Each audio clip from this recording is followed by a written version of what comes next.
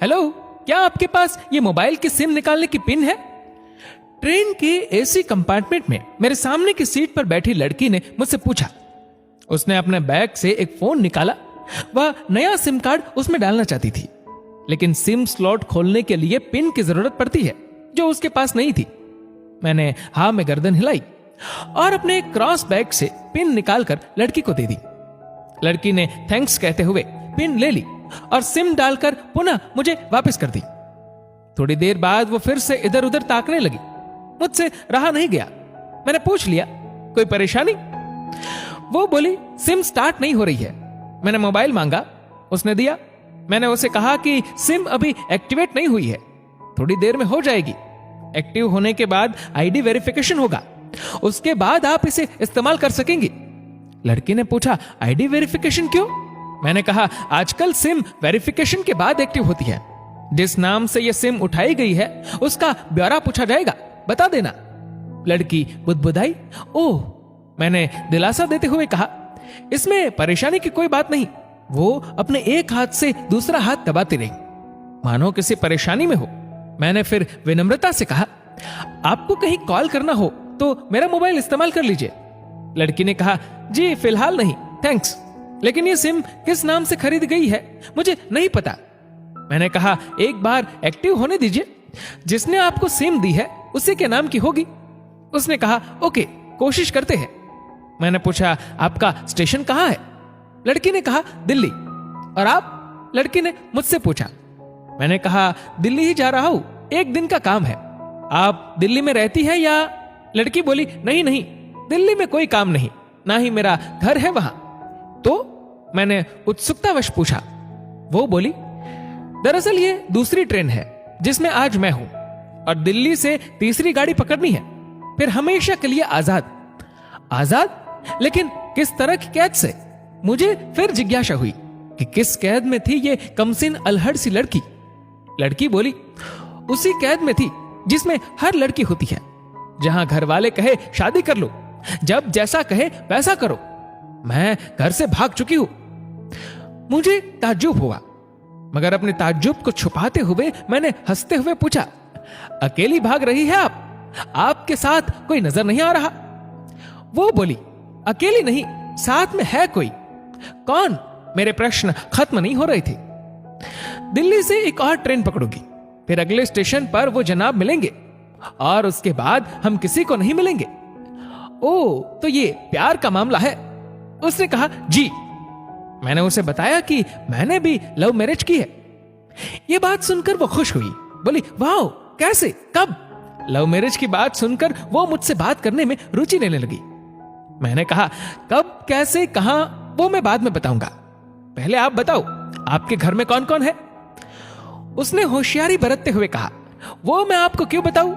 मेरे घर में कोई भी हो सकता है, मेरे पापा, माँ, भाई बहन, या हो सकता है भाई ना हो, सिर्फ बहनें हो, या ये भी हो सकता है कि बहनें ना हो और दो चार गुस्सा करने वाले बड़े भाई हो। मतलब मैं आपका नाम भी नहीं पूछ सकता। मैंने काउंटर मारा। वो बोली, कुछ भी नाम हो सकता है मेरा, टीना, मीना, रीना, कुछ भी। बहुत बातूनी लड़की थी वो।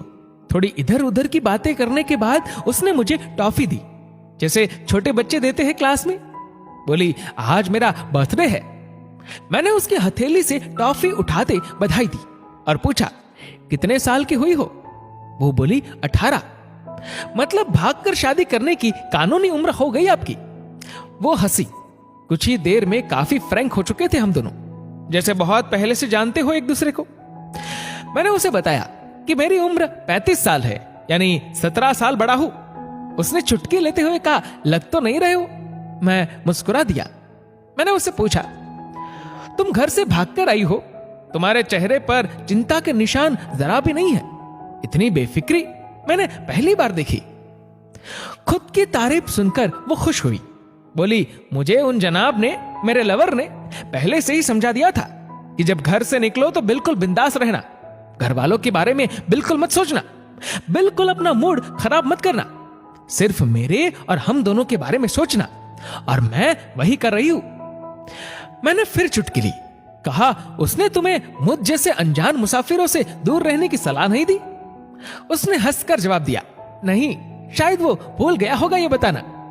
मैंने उसके प्रेमी की तारीफ करते हुए कहा, वैसे तुम्हारा बॉयफ्रेंड काफी टैलेंटेड है। उसने किस तरह से तुम्हें अकेले घर से रवाना किया, नई सिम और मोबाइल दिया, 3 ट्रेन बदलवाई ताकि कोई ट्रैक ना कर सके। Very talented person. लड़की ने हामी भरी, बोली, बहुत टैलेंटेड है वो, उसके जैसा कोई नहीं। मैंने उसे बताया कि मेरी शादी को 10 साल हुए हैं। एक बेटी है 8 साल की और एक बेटा 1 साल का। ये देखो उनकी तस्वीर। मेरे फोन पर बच्चों की तस्वीर देखकर उसके मुंह से निकल गया, सो क्यूट। मैंने उसे बताया कि ये जब पैदा हुई तब मैं कुवैत में था। एक पेट्रो कंपनी में बहुत अच्छी जॉब थी मेरी, बहुत अच्छी सैलरी थी। फिर कुछ महीनों बाद मैंने वो जॉब छोड़ दी और अपने ही कस्बे में काम करने लगा। लड़के ने पूछा, जॉब क्यों छोड़ दी? मैंने कहा, बच्चे को पहली बार गोद में उठाया तो ऐसा लगा जैसे मेरी दुनिया मेरे हाथों में है। 30 दिन की छुट्टी पर घर आया था, वापस जाना था लेकिन जा न सका। इधर बच्ची का बचपन खर्च होता रहे, उधर मैं पूरी दुनिया कमा लूं, तब भी घाटे का सौदा है। मेरी 2 टके की नौकरी, बचपन उसका लाखों का। उसने पूछा, क्या बीवी बच्चों को साथ नहीं ले जा सकते थे वहां? मैंने कहा, काफी टेक्निकल मामलों से गुजरकर एक लंबे समय के बाद रख सकते हैं। उस वक्त ये मुमकिन नहीं था। मुझे दोनों में से एक को चुनना था, आलीशान रहन सहन के साथ नौकरी या परिवार। मैंने परिवार चुना। अपनी बेटी को बड़ा होते देखने के लिए मैं कुवैत वापस गया था, लेकिन अपना इस्तीफा देकर लौट आया। लड़की ने कहा, वेरी इंप्रेसिव। मैं मुस्कुराकर खिड़की की तरफ देखने लगा। लड़की ने पूछा, अच्छा आपने तो लव मैरिज की थी ना, फिर आप भागकर कहां गए, कैसे रहे और कैसे गुजरा वो वक्त? उसके हर सवाल और हर बात में मुझे महसूस हो रहा था कि यह लड़की लकड़पन के शिखर पर है, बिल्कुल नासमझ और मासूम छोटी बहन सी। मैंने उसे बताया कि हमने भागकर शादी नहीं की, और यह भी है कि उसके पापा ने मुझे पहली नजर में सख्ती से रिजेक्ट कर दिया था। उन्होंने आपको रिजेक्ट क्यों किया? लड़की ने पूछा। मैंने कहा, रिजेक्ट करने का कुछ भी कारण हो सकता है, मेरी जाति, मेरा काम, घर, परिवार। बिल्कुल सही। लड़की ने सहमति दर्ज कराई और आगे पूछा, फिर आपने क्या किया? मैंने कहा, मैंने कुछ नहीं किया। उसके पिता ने रिजेक्ट कर दिया। वहीं से मैंने अपने बारे में अलग से सोचना शुरू कर दिया था। खुशबू ने मुझे कहा भी कि भाग चलते हैं। मेरी वाइफ का नाम खुशबू है। मैंने 2 टुक मना कर दिया। वो 2 दिन तक लगातार जोर देती रही कि भाग चलते हैं। मैं मना करता रहा।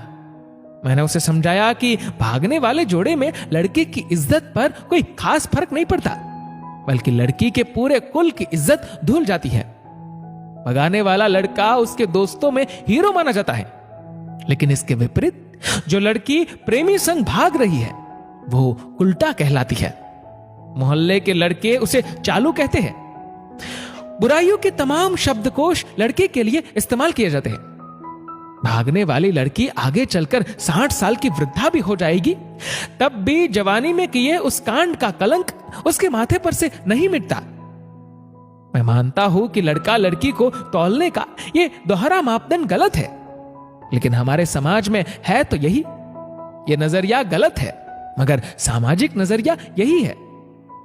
वो अपने नीचे का होंठ दांतों तले पीसने लगी।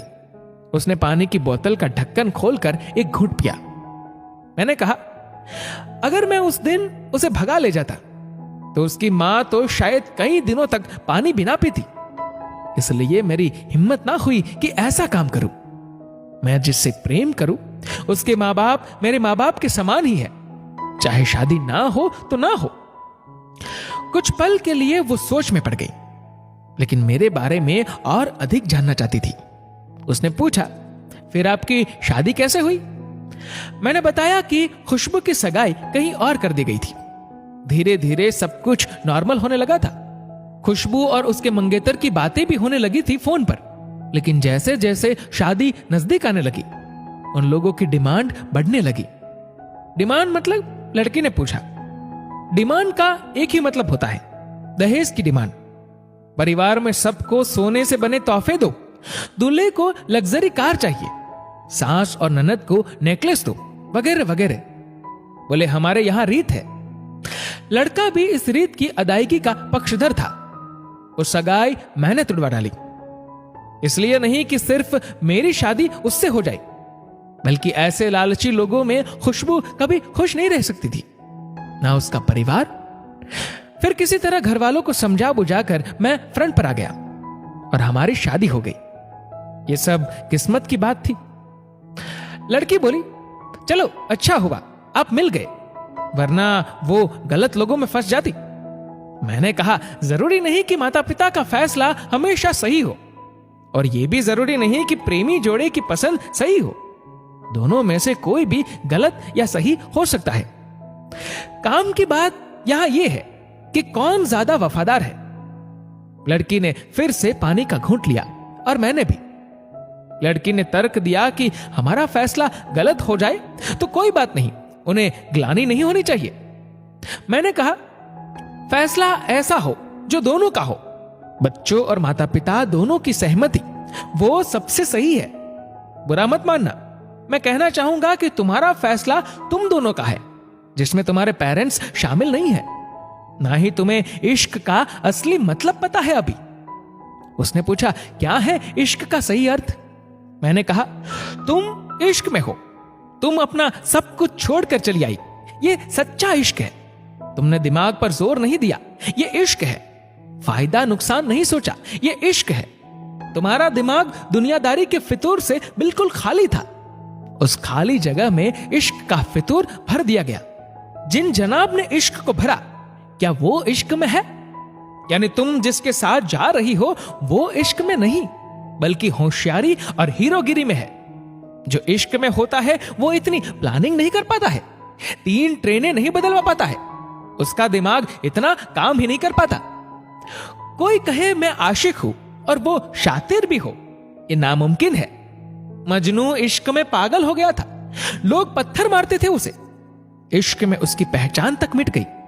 उसे दुनिया मजनू के नाम से जानती है, जबकि उसका असली नाम कैस था, जो नहीं इस्तेमाल किया जाता। वो शातिर होता तो कैस से मजनू ना बन पाता। फरहाद ने श्री के लिए पहाड़ों को खोदकर नहर निकाल डाली थी, और उसी नहर में उसका लहू बहा था। वो इश्क था। इश्क में कोई फकीर हो गया, कोई जोगी हो गया। किसी मांझी ने पहाड़ तोड़कर रास्ता निकाल दिया। किसी ने अतिरिक्त दिमाग नहीं लगाया, चालाकी नहीं की। लालच, हवस और हासिल करने का नाम इश्क नहीं है। इश्क समर्पण करने को कहते हैं, जिसमें इंसान सबसे पहले खुद का समर्पण करता है, जैसे तुमने किया। लेकिन तुम्हारा समर्पण हासिल करने के लिए था, यानी तुम्हारे इश्क में लालच की मिलावट हो गई। लड़की अचानक खो सी गई। उसकी खिलखिलाहट और खिलंदड़ापन एकदम से खामोशी में बदल गया। मुझे लगा मैं कुछ ज्यादा बोल गया, फिर भी मैंने जारी रखा। मैंने कहा, प्यार तुम्हारे पापा तुमसे करते हैं। कुछ दिनों बाद उनका वजन आधा हो जाएगा। तुम्हारी मां कई दिनों तक खाना नहीं खाएगी, ना पानी पिएगी, जबकि आपको अपने आशिक को आजमा कर देख लेना था। ना तो उसकी सेहत पर फर्क पड़ता, ना दिमाग पर। वो अक्लमंद है, अपने लिए अच्छा सोच लेता। आजकल गली मोहल्ले के हर तीसरे लौंडे लपाटे को जो इश्क हो जाता है, वो इश्क नहीं है, वो सिनेमा जैसा कुछ है। एक तरह की स्टंटबाजी, डेयरिंग, कुछ अलग करने का फितूर, और कुछ नहीं। लड़की का चेहरे का रंग बदल गया। ऐसा लग रहा था वो अब यहां नहीं है। उसका दिमाग किसी अतीत में टहलने निकल गया है। मैं अपने फोन को स्क्रॉल करने लगा, लेकिन मन की इंद्री उसकी तरफ थी। थोड़ी ही देर में उसका और मेरा स्टेशन आ गया। बात कहां से निकली थी और कहां पहुंच गई। उसके मोबाइल पर मैसेज टोन बजी। देखा तो सिम एक्टिवेट हो चुकी थी। उसने चुपचाप बैग में से आगे का टिकट निकाला और फाड़ दिया। मुझे कहा, एक कॉल करना है। मैंने मोबाइल दिया। उसने नंबर डायल करके कहा, सॉरी पापा, और सिसक सिसक कर रोने लगी। सामने से पिता भी फोन पर बेटी को संभालने की कोशिश करने लगे। उसने कहा, पिताजी आप बिल्कुल चिंता मत कीजिए, मैं घर आ रही हूं। दोनों तरफ से भावनाओं का सागर उमड़ पड़ा। हम ट्रेन से उतरे। उसने फिर से पिन मांगी, मैंने पिन दी। उसने मोबाइल से सिम निकाल कर तोड़ दी और पिन मुझे वापस कर दिया। दोस्तों, ये मेरा दावा है माता पिता से ज्यादा तुम्हें दुनिया में कोई प्यार नहीं कर सकता। कहानी अच्छी लगी तो इसे शेयर अवश्य करेगा, शायद कोई परिवार, कोई बेटी और उनका भविष्य इससे बच जाए। इस वीडियो को लेकर आपकी क्या राय है नीचे कमेंट करके जरूर बताएगा। और अगर आपको वीडियो अच्छा लगा हो तो इस वीडियो को लाइक जरूर करिएगा। और ऐसे ही और भी इंस्पिरेशनल वीडियोस के लिए सब्सक्राइब करें हमारे यूट्यूब चैनल को और फेसबुक पर फॉलो करें हमारे पेज को। धन्यवाद।